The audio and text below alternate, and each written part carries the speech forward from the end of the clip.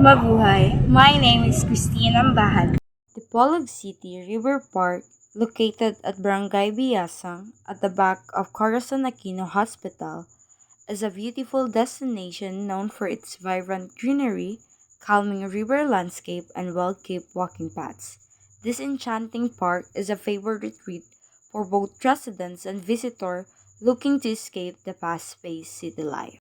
During my walk at the Pulig City River Park, I observed several sustainable tourism practices. One prominent sustainable tourism practice I observed at the Pulig City River Park is the emphasis on community engagement. Local businesses such as food stalls and souvenir shops thrive on tourism, providing jobs and supporting the local economy. However, a challenge that remains is the management of waste and litter in the park. It is because some visitors neglect to dispose of their waste properly. As I stroll to the Polog City River Park, the park aligns with sustainable development goals, particularly Goal 8, promoting decent work and economic growth to support for local businesses and fair labor practices, and Goal 15, engaging in the life and land conservation efforts and raising awareness about biodiversity preservation. Sustainable tourism at the Polog City River Parks benefits the environment, economy, and community,